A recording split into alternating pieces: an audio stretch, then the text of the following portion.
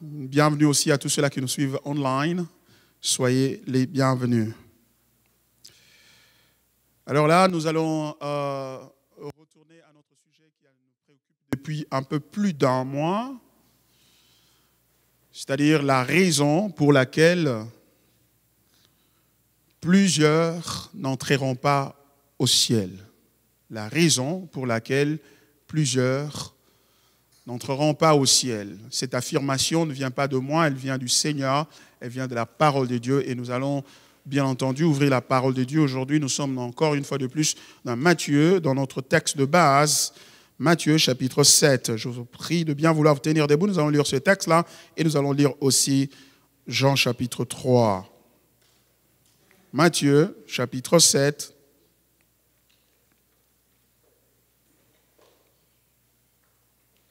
« 21 à 23. Matthieu 7, 21 à 23. Si vous avez votre Bible, allez-y. Si vous l'avez sur le téléphone, pull out the app. Ou si vous n'en avez pas, vous pouvez suivre sur notre écran.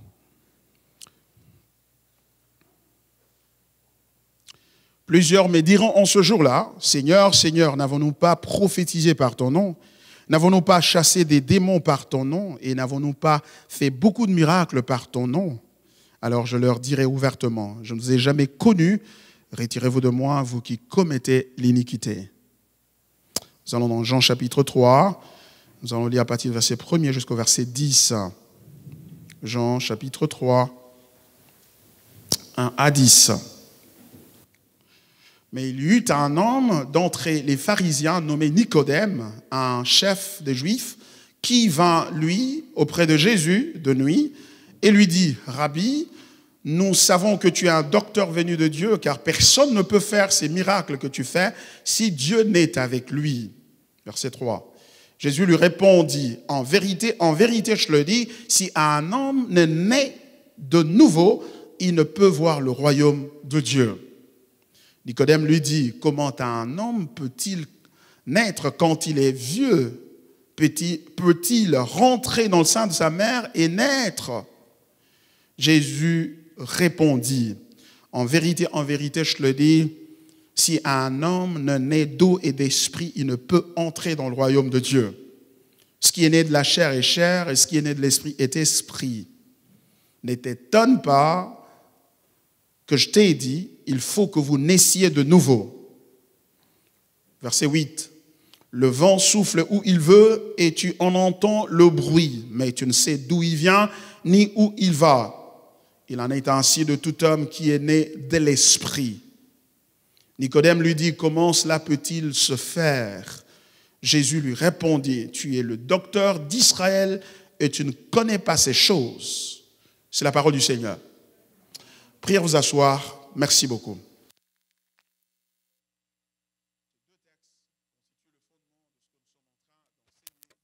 Certains temps ici à l'église, autour du sujet, la raison pour laquelle plusieurs n'entreront pas au ciel.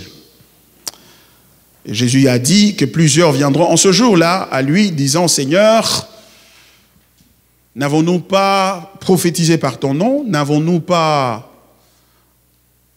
chassé des démons par ton nom, c'est-à-dire nous n'avons pas fait de miracles, n'avons-nous pas fait beaucoup de miracles par ton nom? » Et Jésus dit, « Je leur dirai ouvertement, sans embâche, sans mâcher le mot. Je leur dirai ouvertement, retirez-vous de moi, car je ne vous ai jamais connus, vous qui commettez l'iniquité. » Et nous avons dit que ce texte particulièrement s'applique à nous qui déjà sommes familiers aux choses de Dieu. Parce que vous voyez, les gens qui sont en train d'argumenter ici aux portes du ciel à Jésus pour lui demander de leur ouvrir la porte, ils évoquent des expériences spirituelles qu'ils ont eues. N'est-ce pas? Ils parlent de la prophétie, ils parlent de la délivrance, ils parlent de miracles, de l'onction et de beaucoup de choses que vous connaissez aujourd'hui qui se pratiquent au sein de l'Église. Donc, il parle aux gens qui sont accoutumés aux choses de l'Église, des gens qui viennent à l'Église. Ça veut donc dire quoi? Ça veut dire qu'il est possible de venir à l'Église et ne jamais, le dernier jour, être à mesure d'entrer au ciel. Vous voyez? C'est Jésus qui est en train de nous avertir de la sorte pour que nous puissions nous examiner du fond de nos cœurs pour nous demander si effectivement nous ne serons pas de ce nombre-là. Parce que si eux, après avoir prophétisé, après avoir chassé des démons, après avoir fait beaucoup de miracles, vont être rejetés par Jésus, et a fortiori nous qui n'avons fait aucun miracle. Et Jésus dit, la raison pour laquelle il ne va pas les laisser entrer, c'est parce qu'il ne les connaît pas, parce qu'ils sont ouvriers d'iniquité. Jésus est en train donc de dire qu'il est possible de faire des choses spirituelles, mais d'être pécheur. Et les pécheurs ne vont pas entrer au ciel. En d'autres termes, il y a deux catégories de pécheurs. Il y a de ceux-là qui versent dans l'immoralité, qui pratiquent des choses qui ne sont pas correctes devant Dieu, qui volent, qui mentent ouvertement. Ils vous disent que eux, Dieu n'existe pas pour eux, et Dieu, ça ne veut rien dire. Il se fout de sa gueule. Il y a de ceux-là que nous connaissons. Mais il y a une autre catégorie, en face de laquelle nous nous trouvons ici, c'est la catégorie de ceux-là, la catégorie qui est constituée par ceux-là qui étaient à l'église, qui avaient un jour déclaré qu'il est le Seigneur de leur vie. Comme certains d'entre nous s'en prévalent, disant, moi j'entrais au ciel parce que j'ai reçu Jésus comme Seigneur et Sauveur de ma vie. Et Jésus de rétorquer, ce ne sont pas tous ceux qui disent Seigneur, Seigneur, qui entreront, seulement celui-là qui pratique la volonté de mon Père, pratique la volonté de mon Père. C'est ce que Jésus a dit. Et dans Jean chapitre 3, là, il nous donne l'exemple d'un homme qui, lui aussi, prétendait pratiquer la volonté de Dieu. Il s'agit bien de Nicodème, qui était un chef de Juifs. Il était donc membre du Sanhédrin, des 70 membres du Sanhédrin juif, c'est-à-dire du conseil de leaders, de ceux qui gouvernaient, qui dirigeaient le peuple d'Israël. Il était un docteur de la loi, quelqu'un qui était très versé dans les Écritures, qui connaissait l'Ancien Testament en profondeur, qui connaissait la parole de Dieu. Alors il va vers Jésus et lui fait ce compliment-là. Nous savons que tu es un docteur venu de la part de Dieu. Pourquoi? Parce que le genre de miracle que tu fais, personne ne peut les entreprendre, personne ne peut le performer s'il ne vient du Père, si Dieu n'est avec lui. Et Jésus coupe court à ce discours d'éloge de Nicodème en lui disant une vérité de façon frontale. Et il lui dit, un homme ne peut entrer dans le royaume des cieux à moins qu'il ne naisse de nouveau. Et cette vérité va perturber Nicodème qui va dire, mais comment cela va arriver que moi, qui suis déjà vieux, que je rentre dans le sein de ma mère et que je naisse encore? Comment cela va arriver? Et Jésus dit, ce qui est né de la chair est chair, et ce qui est né de l'esprit est esprit. Donc il y a deux manières de naître. La première manière, c'est la manière de la chair, c'est-à-dire une manière naturelle. Comme tout être humain vient dans ce monde, produit de l'union de père et de la mère, et ensemble, ils produisent un enfant. Voilà, ça, c'est la manière de la chair, c'est-à-dire une manière physique. Mais ce qui est né de l'esprit porte la même nature de l'esprit. Et c'est différent. En d'autres termes, il est en train de dire que ne peuvent entrer au ciel que ceux qui sont nés de nouveau. Il parle donc de la nouvelle naissance. Et Nicodème va encore trébucher sur cette vérité parce que il va lui dire, mais comment cela va-t-il arriver? Et Jésus dit, tu es docteur d'Israël et tu ne connais pas ces choses. Lorsque les leaders ne connaissent pas la vérité, ils ne peuvent pas la communiquer aux autres. On ne donne que ce que l'on a. Si le leader n'est pas né de nouveau, il ne peut pas conduire les autres à naître de nouveau. Vous voyez? Donc le leader est très important. Le pasteur joue un rôle important. On ne peut pas dire, non, moi je ne tiens pas compte du pasteur, moi je suis seulement là, c'est pour le royaume des cieux. Non, il influence votre vie. Il influence la manière dont vous percevez et comprenez la vérité, vous comprenez la parole de Dieu. Et Jésus de renchérir, il dit quelque chose d'extrêmement important au verset 8 de Jean chapitre 3. Il dit ceci: le vent souffle où il veut et tu en entends le bruit, mais tu ne sais d'où il vient ni où il va. Il en est ainsi de tout homme qui est né de nouveau. Jésus emprunte cette analogie, cette image du vent pour expliquer à Nicodème comment l'Esprit amène la nouvelle naissance dans le croyant.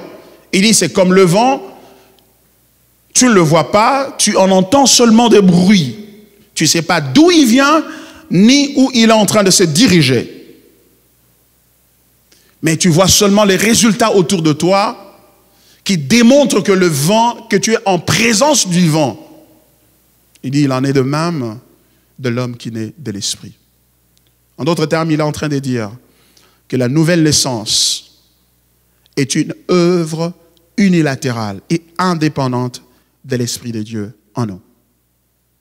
De l'Esprit de Dieu.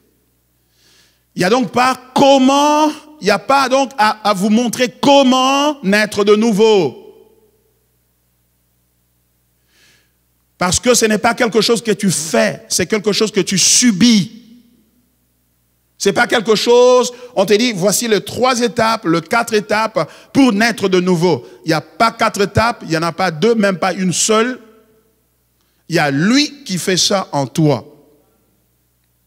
C'est quelque chose que tu subis. C'est comme la naissance physique. Quand tu étais né, qu'est-ce que tu avais fait? Tu avais aidé ta maman pour ça? Non. Tu étais inconscient comme tout. Et tu es né. Inconscient, tu es né. Et tu as créé beaucoup de douleurs à ta maman pour t'avoir. Et tu sors, tu cries encore, tu pleures encore. Et quand toi tu pleures, tout le monde te récompense par un rire. Tout le monde rigole. Et tout le monde est content que tu es en train de pleurer. Pourquoi? Parce que le pleur est le signe de la vie. Voyez-vous? Il dit, c'est ça la nouvelle naissance. En d'autres termes, Jésus, dans ce texte, est en train de dire à Nicodème, quelqu'un qui prie. Mes amis, je voudrais rendre ceci encore clair pour nous, en disant ceci. Nicodème n'était pas un aventurier. Nicodème, c'était la personne la plus sérieuse qui soit. Un docteur de la loi, un leader d'Israël, et du reste, un homme de caractère, parce que là, il démontre son humilité en venant à Jésus pour lui poser la question sur son identité, pour converser avec lui. Il vient de nuit. Les autres ne sont pas venus, mais lui s'est humilié, il est venu. Le caractère n'est pas une raison, n'est pas la base du salut. Tu peux être quelqu'un maniéré, d'une très bonne moralité, d'une probité morale irréprochable. Tu n'as jamais volé, tu es vierge, tu es chaste, tu n'as jamais menti, tu es un homme honnête. Et du reste, tu vas à l'église, tu pries. Et même quand lorsque tu pries, Dieu t'exauce. Et Dieu te donne des réponses à tes prières. Cependant, à la lumière de ce texte, nous sommes en train d'affirmer que tout cela n'a rien à voir avec le salut. Oh, tu dis, mais pasteur, vous savez, ils diront à Jésus, nous avons prophétisé par ton nom, nous avons chassé des démons par ton nom, nous avons fait beaucoup de miracles par ton nom. En réalité, on parle des aventuriers. On ne parle pas des aventuriers seulement. Certainement, il y a des aventuriers qui font de miracles. Nous en connaissons les noms aujourd'hui, ce n'est pas la peine pour moi de vous les citer ici. Cependant, ce dont Jésus est en train de parler ici, c'est que même les personnes les plus sérieuses, le pasteur qui a un profil irréprochable, même alors, ce profil-là ne le rend pas capable d'être sauvé. Il peut arriver aux portes du ciel et ne jamais être accepté sur base d'une quelconque sanctification qu'il aurait démontrée durant toute sa vie. Pourquoi? Parce que Jésus est clair. Il dit ceci. Je voudrais lire ce texte-là encore. Pour que ce jour-là, quand tu arrives devant Jésus, tu ne dises pas, moi je ne savais pas. Non, non, le pasteur Baron l'a lu encore. L'a lu encore. Il a lu au verset 3. Jésus lui répondit, en vérité, je le dis, si un homme ne naît de nouveau, il ne peut voir le royaume de Dieu. Ça, c'est une déclaration, une affirmation catégorique. On dit, bon, quelqu'un qui n'est pas né de nouveau, mais qui fait beaucoup d'offrandes, mais qui prie beaucoup, mais qui lit beaucoup la Bible, ou qui a fait la théologie, ou qui est vierge, ou qui n'a jamais trompé à son mari ou à sa femme, qui est fidèle, il va quand même à cause de ça entrer. Non, Jésus dit, non, tu dois naître de nouveau. Et devinez quoi? Le docteur de la loi n'a pas pu percevoir ça ni comprendre. Le docteur de la loi. En ce que je sache, je ne vois aucun docteur ici de la loi, à part le docteur médecin que je vois ici devant moi. Tous nous autres, nous ne sommes pas des docteurs de la loi. Et Jésus dit, voilà comment ça va se passer. En d'autres termes, il est possible de faire des miracles, il est possible de servir Dieu et de louper la vérité fondamentale qui fait que les gens entrent au ciel. Et cette vérité fondamentale, Jésus l'affirme ici, c'est la nouvelle naissance. Autrement appelée dans la Bible, la régénération. La régénération. Et quand il dit nouvelle naissance, c'est-à-dire qu'il y a une, elle est nouvelle par rapport à une ancienne, n'est-ce pas? L'ancienne naissance, c'est justement celle qui t'a amené dans ce monde par tes parents. Celle-ci est nouvelle. Donc, en d'autres termes, devenir chrétien, devenir un enfant de Dieu, ce n'est pas un label, ce n'est pas comment dirais-je, un titre. Ce n'est pas un qualificatif. C'est une nature. Il faut naître de nouveau. La Bible dit dans 2 Corinthiens chapitre 5, verset 17,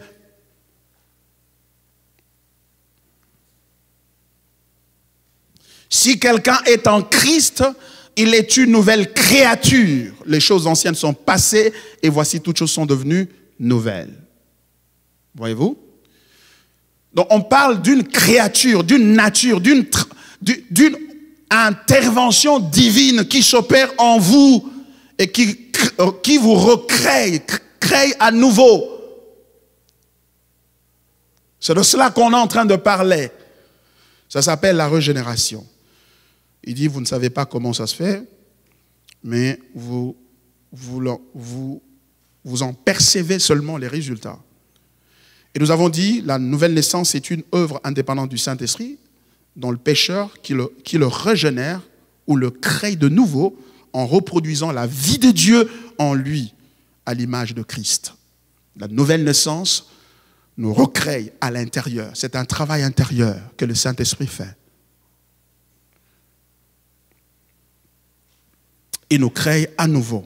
Il reproduit la vie de Dieu en nous. En d'autres termes, la nouvelle naissance est une invasion de la vie de Dieu qui est extérieure à nous, qui pénètre notre intérieur et qui devient résidentielle, qui réside en nous et qui fanda.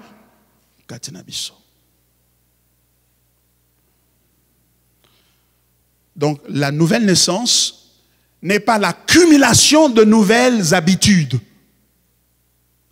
ou de nouveaux comportements. Ce n'est pas la modification du comportement, mais c'est l'invasion d'une vie étrangère en vous. C'est pourquoi nous disons c'est quelque chose que tu subis, ce n'est pas quelque chose que tu fais. Parce que comment tu peux manufacturer cette vie en toi? Tu ne peux pas manufacturer cette vie-là. Tu ne peux pas produire ça en toi. Nous avons dit que la nouvelle naissance précède la foi. Ça vient avant la foi. Quand tu es né de nouveau, maintenant tu peux croire en Jésus-Christ. Nous avons dit que la nouvelle naissance ou la régénération est irrésistible. Tu ne peux pas résister à ça. Amen. Est irréversible. Et d'ailleurs, elle est aussi irrésistible. Parce que la grâce est irrésistible. Quand tu es né de nouveau, cette nouvelle vie est venue en toi. Elle ne peut pas périr, elle ne peut pas mourir, elle ne peut pas s'éteindre. Parce que c'est la vie éternelle. Parce que ce n'est plus toi qui vis, mais c'est Christ qui vit en toi. Ce que l'apôtre Paul a dit dans Galates chapitre 2, verset 20. Il dit, j'ai été crucifié avec Jésus-Christ, et si je vis, ce n'est plus moi qui vis, mais ce Christ qui vit en moi. Le christianisme, c'est quoi? C'est l'arrivée de Christ dans nos cœurs et dans nos vies. Par le Saint-Esprit, par un mécanisme qu'on appelle la régénération. C'est ça le christianisme.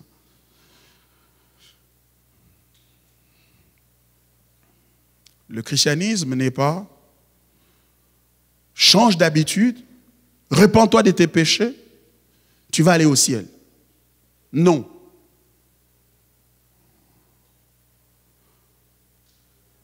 La repentance ou le regret de ses péchés, la confession de ses péchés ne vous amène pas au ciel. Ce qui vous amène au ciel, il a dit, c'est la nouvelle naissance. À moins qu'un homme naisse de nouveau, il ne peut jamais entrer dans le royaume des cieux. C'est ça. La nouvelle naissance crée un homme nouveau en nous.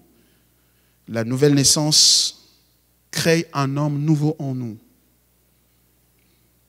Et la nouvelle naissance, l'avons dit, émerge de l'évangile, donc de la nouvelle alliance en Christ. C'est le produit de l'évangile. Quand l'évangile est annoncé, il y a un appel qui s'ensuit. Et cet appel s'accompagne avec une capacité surnaturelle du Saint-Esprit de produire un homme nouveau en nous qui est appelé à répondre à cet appel-là. Il a dit ceux-là qu'il a connus d'avance, il les a aussi prédestinés à être semblables à l'image de son Fils, afin que son Fils fût le premier-né entre plusieurs frères. Et ceux-là qu'il a prédestinés, il les a appelés. Il les appelle. Il y a un appel de Dieu. Quand est-ce que la nouvelle naissance vient? La nouvelle naissance a lieu quand Dieu vous appelle. Il vous appelle pourquoi? Il vous appelle en conformité à la décision de vous prédestiner à lui-même, la décision d'élection qu'il a opérée unilatéralement sans votre avis avant que le monde ne soit fondé. À cause de cela, il vient pour vous appeler. Et quand il vous appelle, cet appel-là qui vient vers vous, vient avec une force, une puissance qui vous régénère. Et quand vous êtes régénéré, c'est-à-dire vous passez de la mort à la vie, alors vous répondez à l'appel de Dieu. Vous dites, j'ai entendu ta voix, Seigneur, je viens. C'est ça l'expression de la foi et c'est ça la conversion. Une bonne image qui peut nous aider à comprendre ça, c'est l'image de Lazare. C'est Lazare qui est mort, enterré. 4 jours plus tard, Jésus apparaît. Il se tient devant sa tombe. Et qu'est-ce que Jésus fait? Il crie d'une voix forte. Lazare, sors! Il a appelé Lazare. Et quand il a appelé comme ça, cette parole-là qu'il a libérée, c'est la parole créatrice. Elle est entrée dans le corps mort de Lazare, l'a ramené à la vie. Et quand il l'a ramené à la vie, il répond maintenant en faisant des mouvements et vers l'ouverture de la tombe. Voyez-vous? Donc, c'est pourquoi nous avons dit que la régénération est le produit de l'appel de Dieu. Et l'appel de Dieu a lieu quand? Lorsque l'évangile est prêché. Et quand cet évangile est prêché, qui te parle de ce que Dieu a fait pour toi en Christ, il y a de cela 2000 ans passés, quand tu entends cela, ça te régénère au-dedans de toi, c'est-à-dire, ça fait un travail. Mais comment, tu dis, pasteur, mais comment je saurai que je suis régénéré? Tu le sauras, tu le sauras par le résultat dont nous allons parler tout à l'heure. Parce que c'est un travail qui se fait dans notre subconscient, dans l'inconscience. Tu ne vas pas sentir comme, oh, j'ai senti un froid là qui m'est traversé, une chaleur qui m'est traversé le dos. Et du coup, je me suis tenu debout. Non, ce n'est pas ça la nouvelle naissance. Ça, c'est autre chose. La nouvelle naissance, c'est quelque chose qui s'est fait de façon inconsciente en toi. C'est comme un enfant. Le jour où tu es né, est-ce que tu savais ce qui s'était passé? Non, tu étais inconscient de tout cela. C'était des choses qui t'arrivaient. Et du coup, tu es né et tu commences à grandir. Et après, seulement, tu prends conscience de ton existence, de ton être, de tout. Mais pendant que tu étais né, il y avait des signes qui démontraient que tu es vivant, que tu es né. Notamment, le premier jour, là, tu as pleuré. Alors, quand un enfant ne pleure pas, on le tapote un tout petit peu pour qu'on voit, pour qu'il pleure, parce que ça montre que ses poumons sont en train de fonctionner et donc tous les organes à l'intérieur ont la vie. C'est pour cela, aujourd'hui, je voudrais continuer ce que j'ai commencé le dimanche dernier, c'est-à-dire les caractéristiques d'une personne née de nouveau. Les caractéristiques d'une personne née de nouveau. La première caractéristique, c'est quoi? La première caractéristique, c'est la ressemblance à Christ dans son caractère. Quelqu'un qui est né de nouveau, comment tu le sauras? C'est très important ici, parce que gardez à la pensée que nous sommes dans un contexte ici, particulièrement faisant référence à Nicodème. Nous sommes en face d'un homme qui, selon nous, devrait être quelqu'un de sauvé. Quelqu'un qui enseigne la parole de Dieu et qui a été sélectionné par un processus rigoureux pour être membre du Sanhédrin. En Israël, on ne portait pas le choix sur n'importe qui. On devait voir le profil moral de la personne, sa vie, la manière dont il conduit sa famille, et tout cela est le témoignage de beaucoup de gens pour pointer ou porter le choix sur lui comme un membre du Sanhédrin.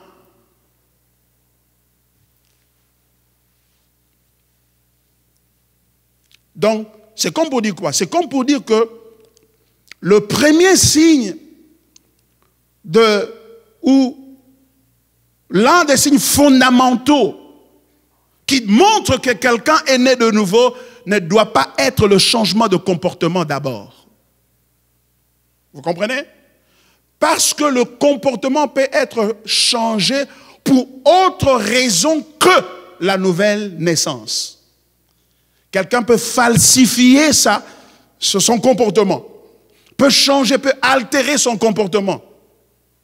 C'est pourquoi nous disons cet enseignement qui insiste sur le fait qu'il faut arrêter de pécher parce que le péché ouvre la porte à Satan. Ce qui est vrai.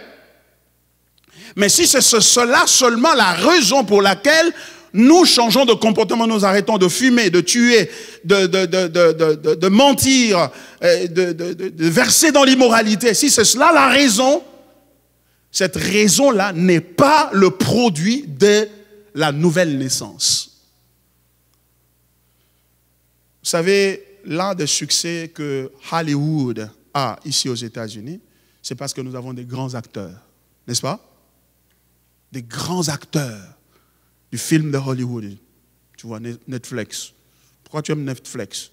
Mais parce qu'il y a des très bons films là-bas. Et pourquoi il y a de bons films? Parce qu'il y a des très bons acteurs.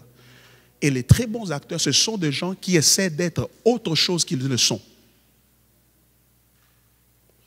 Dans un film, tu vois quelqu'un en train de pleurer. En fait, en réalité, il ne pleure pas. Il est juste en train de... He's acting. You know, how do you say that in French? Yeah. Il est en train de jouer un rôle, merci docteur. Il est en train de jouer un rôle seulement. Il pleure, donc qui peut vous faire pleurer aussi. Mais il ne fait que jouer un rôle. C'est pour l'argent qu'il fait ça. C'est une carrière. Et il a appris à être autre chose, à faire et à se comporter autrement que ce qu'il est dans la vie réelle. Il en est de même au sujet de la religion. Quelqu'un peut venir à l'église, et arrête toutes les mauvaises relations, se sépare avec son boyfriend, son girlfriend, arrête de mentir, arrête de faire n'importe quoi, mais qui n'est pas le résultat de la nouvelle naissance, mais d'une décision qu'il a prise parce que cette décision est motivée par une certaine articulation d'un intérêt donné. C'est pourquoi lorsqu'on nous prêche, arrêtez de faire le mal parce que ça va ouvrir les portes à Satan, il y a des gens qui, justement, arrêtent.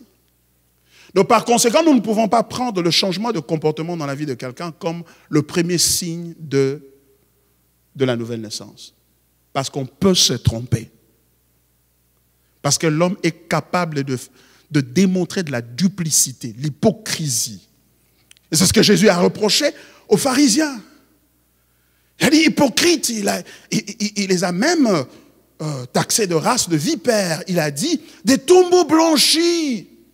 C'est un tombeau, à l'extérieur c'est tout blanc, c'est très propre, c'est joli, c'est attractif, mais à l'intérieur c'est de la pourriture. C'est de la pourriture. Donc il est possible de voir quelqu'un qui a arrêté de faire les choses. C'est pourquoi on a vu certaines sœurs se faire berner par des aventuriers parce qu'ils veulent l'épouser. Alors la sœur dit non, il faut que tu reçoives Jésus comme Seigneur Sauveur. Ah ok, comment on le fait? Oh non, mais tu veux seulement à l'église, tu écoutes la parole de Dieu et puis tu vas devenir... si le pasteur fait l'appel, tu vas donner ta vie à Jésus. Le gars dit, mais j'aime cette fille-là, mais j'ai fait la prière de recevoir Jésus. Pourquoi pas? Il fait cette prière-là, et du coup, il arrête tout ce qu'il faisait de mal, ainsi de suite, il devient un frère dans le Seigneur. Et bon, et puis moi, le pasteur, finalement, je dis, bon, tu peux entrer dans le département de ceci, d'évangélisation, d'intercession, et de ceci et de cela. Ou carrément, il peut même devenir diacre, surtout quand il a des moyens.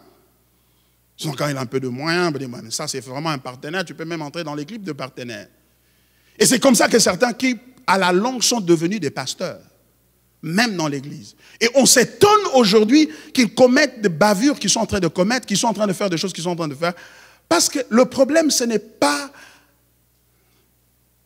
une crise comportementale. C'est une crise de l'essence du christianisme lui-même. Il n'est pas chrétien, parce qu'on ne devient pas chrétien en faisant la prière de recevoir Jésus comme Seigneur et Sauveur. C'est ça que je dis que cette prière-là est problématique, parce qu'elle peut se répéter par n'importe qui. Dieu soit béni. Lorsque vous lisez les livres des Actes des Apôtres, vous ne voyez aucune part où les apôtres ont fait faire des gens de telles prières. En d'autres termes, les problèmes que nous avons aujourd'hui dans l'Église sont liés au manque de conversion, au manque, et il n'y a pas de conversion parce qu'il n'y a pas de régénération, c'est-à-dire la nouvelle naissance. Et il n'y a pas de nouvelle naissance, pourquoi? Parce qu'il n'y a pas d'évangile, l'appel de Dieu qui génère la nouvelle naissance. On a cet autre évangile, cette autre religion qu'on appelle la délivrance, cette autre religion de la prospérité, cette autre religion centrée sur les bénédictions et le confort humain, du consumérisme. Le client ou, dans le cas d'espèce de l'église, le fidèle devient roi, il est au centre de l'église. S'il n'est pas satisfait, l'église va fermer.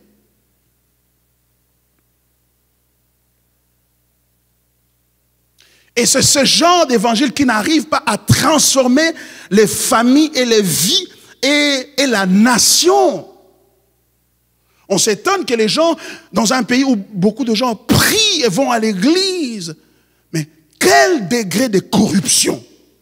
Et quelqu'un se tient devant la barre avec un chapelet en train de se défendre. Est-ce que c'est l'Église catholique qui lui a dit de faire ça? Non, pas du tout. C'est lui-même.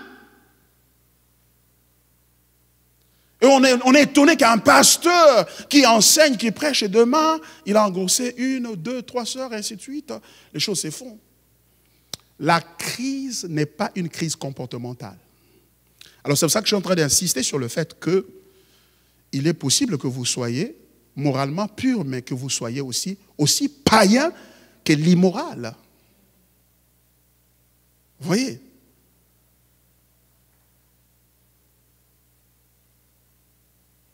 C'est pourquoi nous disons, la première chose, qui est la chose la plus importante, d'abord, c'est la ressemblance à Jésus. Il faut ressembler à Jésus. Philippiens chapitre 2, 11 à 13. Philippiens chapitre 2.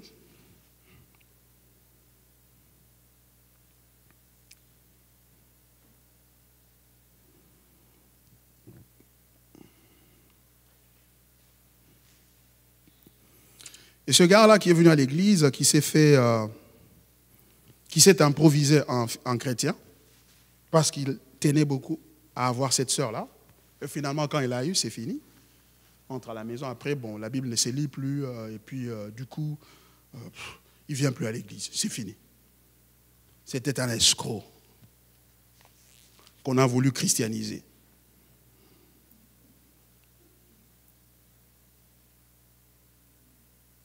Mais comment savoir que quelqu'un est vraiment né de nouveau?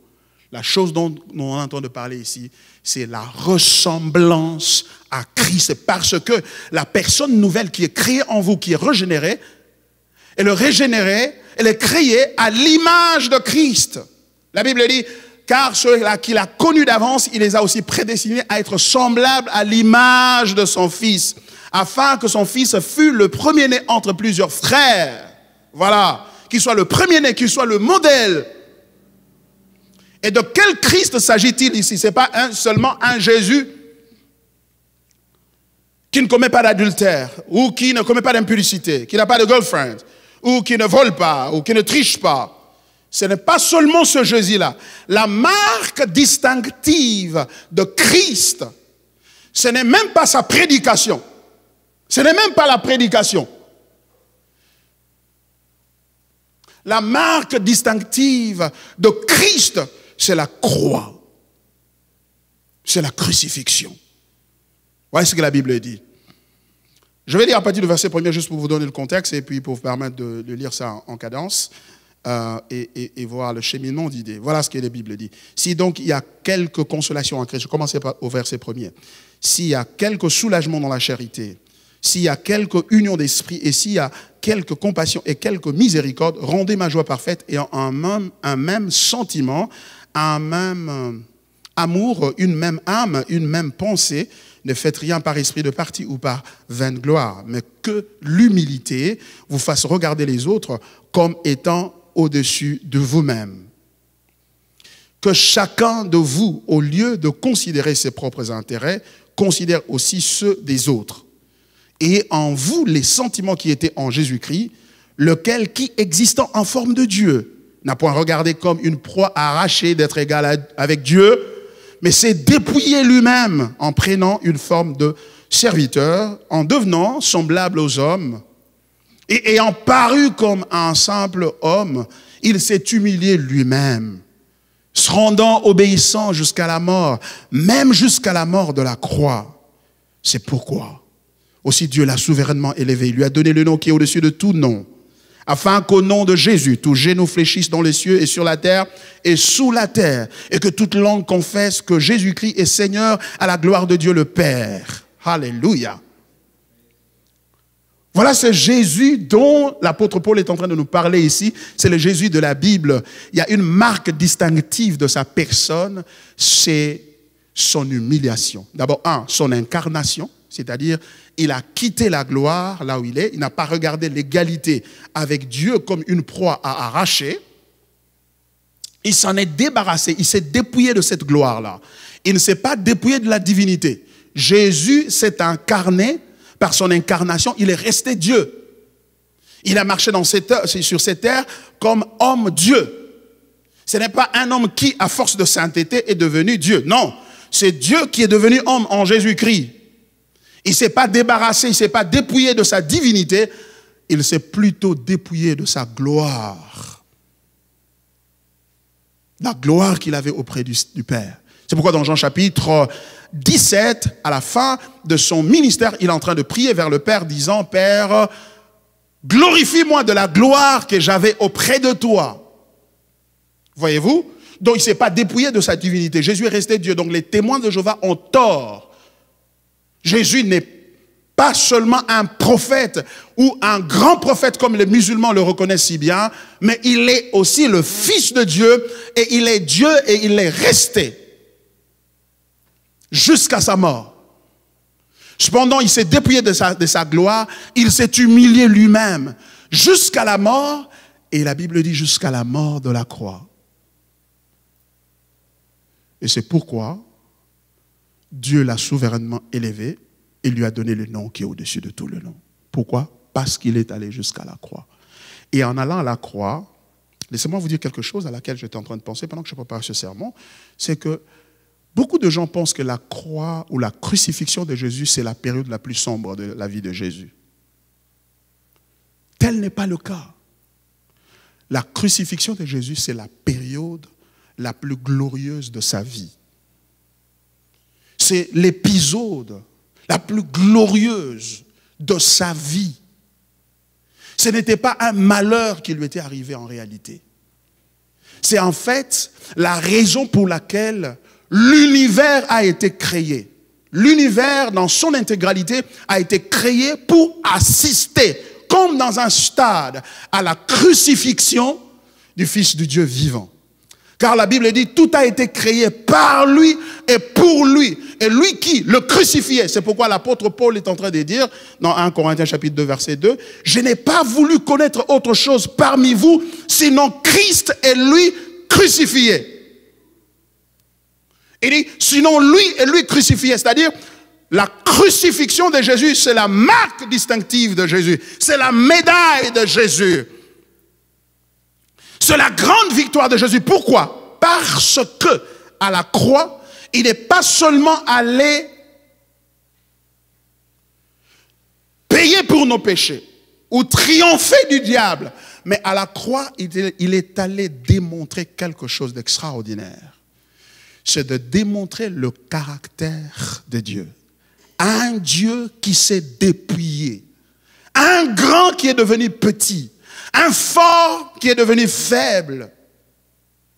Il est venu nous montrer à la croix qu'en fait, la scène qui s'est déroulée à la croix, c'était l'exhibition d'un côté, d'un caractère de Dieu qui ne pouvait être connu sinon que dans le contexte de la création, où Dieu permettrait le mal et le bien de vivre ou de se manifester concomitamment, c'est-à-dire au même moment. En d'autres termes, à la croix, Jésus a démontré le cœur et la passion de Dieu, l'amour de Dieu. Car dans Jean chapitre 3, verset 16, la Bible dit, « Car Dieu a tant aimé le monde qu'il a donné son Fils. » C'est-à-dire, en d'autres termes, car Dieu a tant aimé le monde qu'il a crucifié son Fils. La crucifixion est le moyen d'exhiber le cœur de Dieu. C'est-à-dire que c'est Dieu a un amour qui est différent de tout autre amour. Parce que l'amour humain n'est attiré que par ce qui est bon. C'est-à-dire, j'aime ceux qui m'aiment. J'aime ceux qui sont bons. Et ceux qui sont méchants, qu'est-ce qu'il faut faire? Il faut les détester, il faut le rejeter. Mais l'amour de Dieu s'est manifesté en ce que, lorsque nous étions encore pécheurs, c'est-à-dire pas dignes d'être aimés ou d'être approchés, Dieu a démontré quelque chose. Il s'est dépouillé lui-même et il est venu en Jésus-Christ pour se réconcilier avec nous et bien plus mourir pour nous. Alors qu'en le faisant, il ne gagnait pratiquement rien. L'amour selon le monde, c'est que right? Donc, je t'assiste, tu m'assistes aussi. En d'autres termes, quand je viens te voir, tu es dans le matanga, je sais que peut-être un jour, moi aussi, j'aurai le matanga, toi aussi, tu viendras. C'est pourquoi souvent, quand les autres ne viennent pas au matanga, on dit, ah, dans cette église, vraiment, moi, j'avais le matanga, quand les autres enlevaient le matanga, moi, j'étais parti. Mais les jours où moi, j'ai le matanga, personne ne vient. D'ailleurs, je ne veux plus revenir. Ça montre que ce que tu avais fait avant, c'est parce que tu étais en train d'investir. Et ton investissement n'a pas porté de fruits. Conséquence, Tu regrettes ce que tu as fait. Mais Dieu vient sauver les gens qui ne peuvent rien lui apporter. Tu sais, la louange que tu fais, tu bats les mains, tu chantes, tu sautes, ça ne change rien en Dieu. Ça n'ajoute rien en Dieu. Dieu, c'est un Dieu parfait. Dieu, c'est un Dieu juste. C'est un Dieu grand et glorieux. Il est entouré de chérubins. Il est entouré des archanges et des anges de tous ordres qui chantent et glorifient et exaltent son nom. Il n'a pas besoin d'une glorification. Oh, Dieu mange notre louange et l'adoration. Mensonge, cousu de fil blanc. Dieu ne mange pas notre louange. Il ne s'en nourrit pas. Et c'est ça la beauté du salut. Comment les gens qui ne peuvent rien t'apporter, tu vas jusqu'à te sacrifier pour eux. C'est l'expression de l'amour. Le monde a été créé pour que Dieu ait une plateforme pour démontrer qui il est. Et la Bible nous dit dans 2 Corinthiens chapitre 5 verset 19 que Dieu était en Jésus-Christ réconciliant le monde avec lui-même. C'est-à-dire que quand Christ est mort à la croix, c'est en fait Dieu qui était en lui, en train de se réconcilier avec nous. Donc vous comprenez bien, mon Seigneur. Donc l'amour que Dieu a, c'est un amour qui est capable de transcender. C'est-à-dire que si tu me fais du bien, je vais t'aimer, n'est-ce pas? Si Grady me fait du bien, je vais l'aimer. Si Johnny me fait du bien, je vais l'aimer. Mais quand il me fait maintenant du mal, j'ai besoin d'une autre réserve. J'ai besoin de puiser ailleurs pour continuer à l'aimer. Pourquoi dans la communauté congolaise nous avons des problèmes et des difficultés?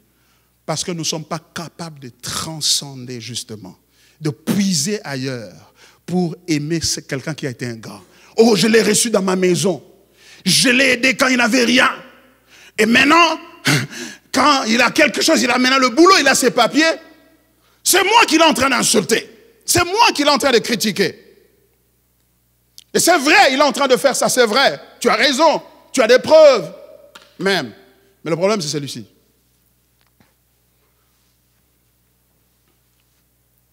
Être chrétien, c'est être comme Jésus. Avoir la capacité qu'il me fait du mal, moi je lui rends le bien. C'est ça le christianisme. Et quand quelqu'un commence à vivre comme ça, se comporter comme ça, et vous allez voir, et c'est là qu'on reconnaît qu'il est vraiment chrétien, qu'il est né de nouveau. Parce que c'est impossible humainement de le faire. Moi, j'ai reçu les gens dans ma maison. Et certains d'entre eux m'ont déçu amèrement. Mais je ne peux pas commencer à vous raconter comment je murmurais. J'ai beaucoup murmuré. J'ai beaucoup murmuré. J'ai regretté. Je dis, mais ce n'est pas possible. Comment ceci peut se faire? Les gens que moi j'ai aidés, qui sont venus chez moi, qui m'ont fait ceci. Et le Seigneur a commencé à me rappeler, à dire, vous savez, il y a des prières que nous faisons à Dieu, que nous oublions. Et quand il est en train de nous exaucer pour nos prières, nous ne le reconnaissons plus. C'est pourquoi j'ai pris l'habitude de dire à Dieu, quand je lui demande quelque chose, je dis, Seigneur, donne-moi ceci. Surtout quand il s'agit du caractère. Je dis, Seigneur, rends-moi patient, rends-moi humble. Et je dis, Seigneur, quand tu seras en train de faire ça, aide-moi à reconnaître que c'est toi qui est en train d'exaucer ma prière. Parce que très souvent, on ne reconnaît plus Dieu. Parce qu'il ne porte pas le chapeau que nous avons mis sur sa tête. Il a changé, il a mis une autre couleur. Mais ce sont justement ces gens-là, leur ingratitude, que Dieu m'a dit, mais c'est moi qui ai permis ça. Parce que comment est-ce que tu deviendras patient? Comment est-ce que tu auras mon caractère? Si je ne permets pas ces choses-là d'arriver, pour que tu apprennes à pardonner à ces gens, pour que tu apprennes à donner encore et à assister encore. Regardez, dans l'église, nous avons des difficultés à pardonner. Nous avons des difficultés sérieuses. J'ai dit nous. Je ne parle pas de toi, un pasteur, là, il est en train de m'attaquer, moi. Je ne t'attaque pas. Moi, je suis dedans aussi. Nous avons des difficultés à pardonner. Et pire encore, nous avons un message aujourd'hui dans l'église qui renforce notre haine au lieu de nous en débarrasser. C'est le fameux message de délivrance et des attaques, des liens et de ceci et de cela pour du combat spirituel. C'est un message dangereux. Aujourd'hui, il est étonnant de voir que moi qui suis pasteur, je vais demander aux gens, levez-vous, nous allons prier maintenant contre le sorcier. Les sorciers de ta famille ne t'auront pas au nom de Jésus. Amen. Oui, ça c'est bon. Alors maintenant, nous allons lever, nous allons entrer dans leur camp, nous allons appeler le feu maintenant sur eux, sur les sorciers. Et on va appeler, les sorciers là, ce sont des gens, des êtres humains. Certainement qui sont possédés par des esprits impurs. Et nous allons appeler le feu. J'ai vu les gens prier du genre en train de transpirer à grosses gouttes. Pourquoi? Parce que c'était physique et ils ont des bêches et des mitraillettes spirituelles. J'entre maintenant dans leur cas. Cette tente-là, je la mets sur une chaise maintenant. Je prends un pilon. C'était beau. Boum! Turbo. Des prières turbo. Et on est en train de prier comme ça. Vous savez, quand on prie comme ça, on est en train de démontrer qu'on ne croit pas à la grâce. Parce qu'on croit qu'en réalité, quand on prie comme ça, ça montre que vous n'êtes pas né de nouveau. Pourquoi? Parce que vous croyez que vous étiez bon quand Jésus est venu vous trouver. Il vous a juste amélioré. Moi, je n'étais pas un sorcier. Aujourd'hui, remarquez une chose. Les sorciers, il n'y a plus de témoignages de sorciers. Remarquez, nous, quand on se convertissait, on entendait beaucoup de témoignages de sorciers. Quelqu'un qui était sorcier, qui se repent, qui vient à l'église pour témoigner, pour donner son expérience. Il dit, moi, j'étais sorcier, je me suis repenti. J'ai rencontré le Seigneur Jésus. Voilà, on faisait ça, on faisait ça, on faisait ça. Et puis, tout le monde acclame, glorifie le Seigneur. Il devient un frère, il devient une sœur. Elle devient une sœur. Mais aujourd'hui, dès que tu oses, le sorcier ne confesse plus. Pourquoi? Parce que dès qu'il ose confesser ça, il est foutu. Il est foutu. On dira, oui, mais, et tu là quand même, oui, mais il y a encore des miettes qui restent, encore peut-être, on ne sait jamais. Elle va subir, ou il va subir des pressions. Non, si vous voulez aider quelqu'un qui était sorcier, qui s'est converti, ne jamais le placer sur l'estrade pour lui demander de confesser ou de témoigner. Parce que le combat qu'il va vivre viendra des gens qui sont assis sur les chaises, qui s'estiment, eux, que Jésus, en fait, ne les a pas régénérés. Jésus, en fait, est venu juste les améliorer. Parce que si tu sais que tu étais autant pécheur que le sorcier, tu ne t'attaquerais pas au sorcier. Et d'ailleurs, tu n'entrerais pas dans le spirituel pour entrer dans leur camp, aller détruire leurs affaires. Il n'y a aucun texte biblique qui nous autorise à faire ça. Aucun. Entrer dans leur camp, je détruis, je renverse leur marmite là, je fais ceci. Il n'y a aucun texte. Ça traduit le manque de conversion. C'est pourquoi je dis que c'est pour qu'on sache que tu es né de nouveau, tu vas pardonner à ta tante qui t'a ensorcelé. C'est ça. Ça, on sait que tu es né de nouveau. Ça, on saura. Quelqu'un qui t'a fait du mal là, celui-là, quand tu l'approches, et surtout que c'est toi qui vas vers cette personne-là, pour lui pardonner, pour lui demander la réconciliation, ça, c'est la croix. Ça, un païen qui vient juste changer de comportement dans l'église ne peut pas faire ça. Il ne peut pas. Aujourd'hui, essayez d'aller prêcher ce genre de choses à l'église ou en Afrique, particulièrement dans mon pays, le Congo, ben vous allez voir, vous n'allez pas drainer la foule. Mais la foule se trouve où c'est? Là, on brise les autels, on renverse les autels, on coupe les liens, et puis on attaque les diables, les démons. Est-ce que ça marche ou ça ne marche pas? Si, ça marche. Ça marche, et ça marche aussi parce que ça traduit que vous n'êtes pas né de nouveau. et vous arriverez aux portes du ciel disant, Seigneur, nous avons chassé des démons par ton nom.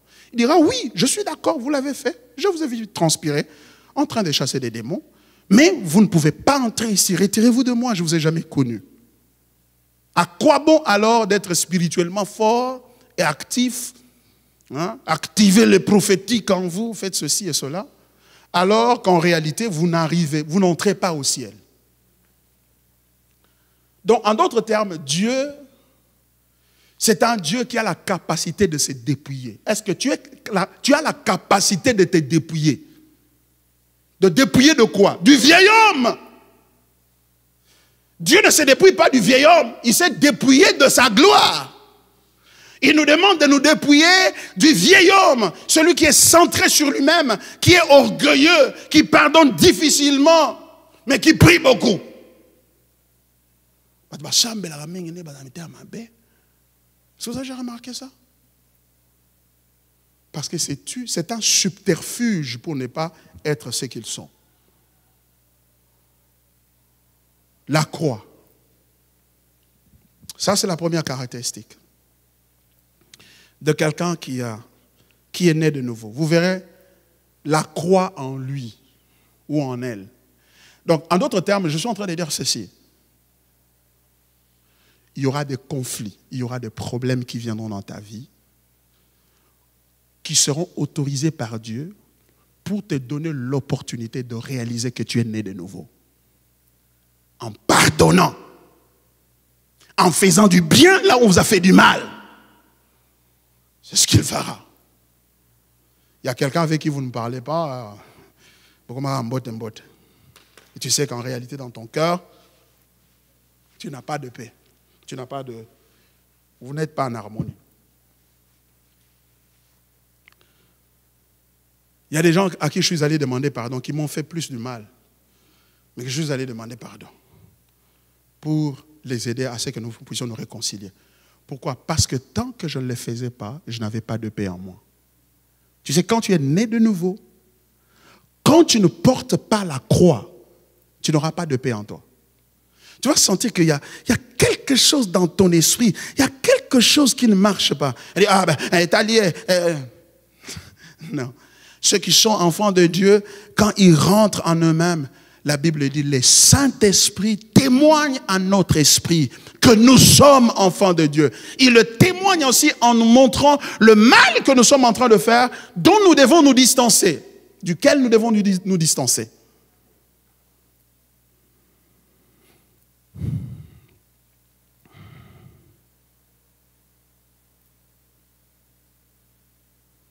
L'humilité. Deuxième chose, deuxième caractéristique, la passion et l'amour profond de Christ pour l'avoir maintenant découvert dans sa gloire. La passion et l'amour pour Christ.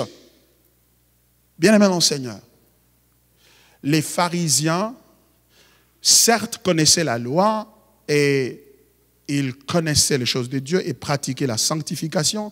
Ils jeûnaient 2 fois la semaine.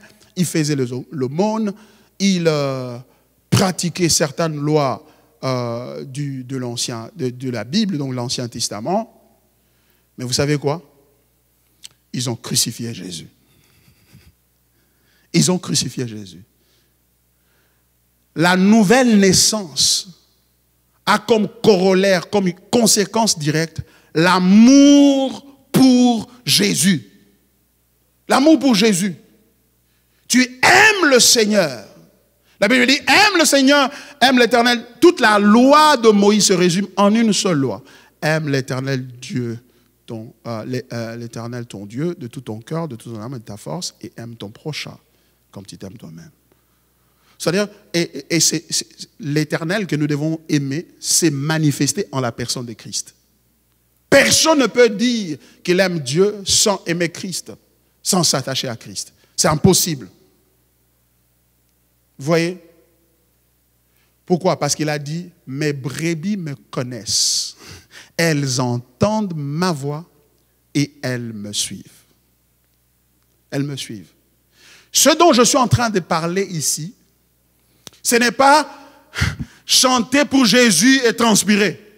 Ça c'est bien, mais ce n'est pas ce dont je parle ici. Mais je parle d'un sentiment profond, d'un désir profond de la personne de Jésus comme moyen de satisfaction et de trouver la joie et la paix intérieure. Aimer Christ de cette manière-là. Et c'est quand on l'aime de cette manière-là qu'il en résulte une troisième caractéristique qui s'appelle la crainte de l'Éternel. C'est cela qui provoque la crainte de l'Éternel. La crainte n'est pas une crainte négative, la peur de l'Éternel. Non, on dit la crainte de l'Éternel. Ce sont des sentiments d'affection profonde pour Dieu qui émergent d'une connaissance de ce qu'il est, d'une découverte de ce qu'il est, parce que tu as découvert ce qu'il a fait pour toi à la croix. Tu as découvert ce que Jésus a fait. Tu as réalisé son amour. Et l'amour appelle l'amour. L'amour répond par l'amour. Tu vas aimer le Seigneur. Aimer le Seigneur ici, c'est différent d'aimer le Seigneur pour les bénédictions. C'est différent. Aimer le Seigneur parce qu'il donne.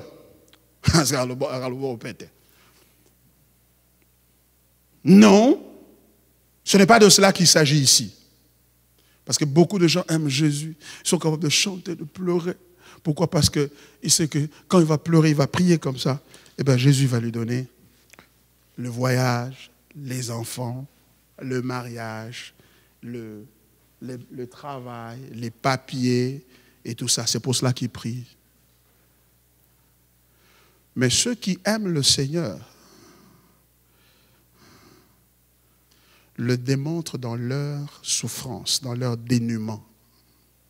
C'est pourquoi l'apôtre Jacques dit, dans Jacques chapitre 1, verset 2, « Regardez comme sujet de joie toutes les épreuves auxquelles vous pouvez être exposés, car l'épreuve de votre foi produit la persévérance. » Ça produit la patience.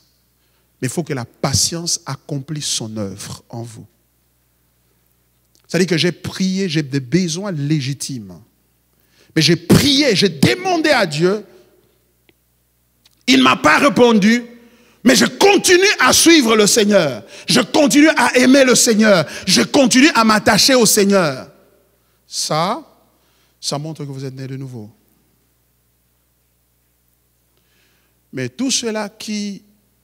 C'est-à-dire que je vais développer ça à la fois prochaine à cause du temps. Ce dont je suis en train de parler ici, c'est quelque chose de très profond.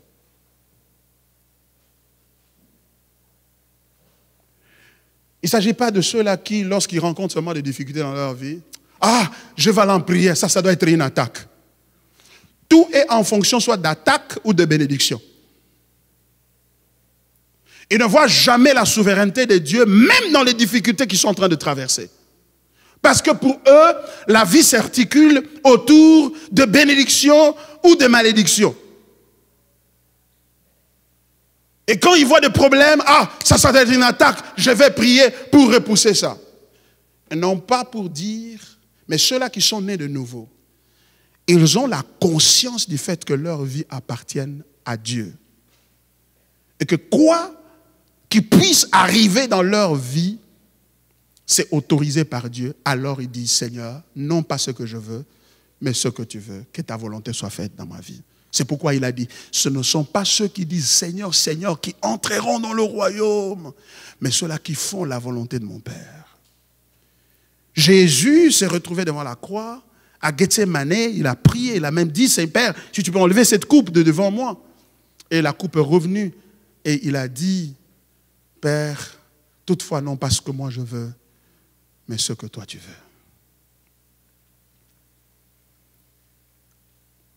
Bien-aimé dans le Seigneur, quelqu'un qui est né de nouveau, vous allez le savoir quand il traverse des souffrances et des temps difficiles, des moments difficiles, des moments d'incertitude. il y a toujours comme une paix profonde et une joie dans le Seigneur, au point qu'il ne peut pas accuser le Seigneur pour ce qui lui arrive. Il ne met jamais Dieu sur le banc des accusés, mais il reconnaît la souveraineté de Dieu. Bien aimé Seigneur, nous avons partagé ces 3 caractéristiques. Je voudrais m'arrêter là pour aujourd'hui. Je vais continuer le dimanche prochain. Et j'ai encore d'autres passages que je voudrais partager, d'autres caractéristiques. Il y en a 7 ici que j'ai retenues. J'en ai partagé 3, donc Dieu voulant. Les 4 prochaines caractéristiques, on va les partager le dimanche prochain. Ce soir, je voudrais encore résumer en disant ceci. Le royaume de Dieu est réel. Jésus revient bientôt.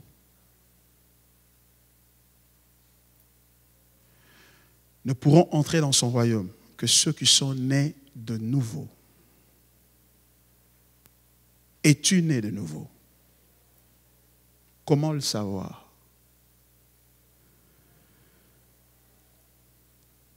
As-tu écouté l'évangile et cela a provoqué une nouvelle naissance en toi? Comment le savoir? 3 caractéristiques. La ressemblance à Christ dans son caractère. Son caractère cruciforme. La croix. Cruciforme. Il a une vie cruciforme qui a la forme de la croix. Une vie de dépouillement, de renoncement à soi pour rechercher la volonté de Dieu. Faire la volonté de Dieu, quel qu'en soit le prix, même si c'est une forte souffrance. Deuxièmement, la passion et l'amour profond pour Jésus. Et troisièmement, la crainte de l'Éternel, qui se manifeste par une vie de repentance. J'en parlerai extensivement, largement la fois prochaine. Je vous invite à vous incliner dans la prière.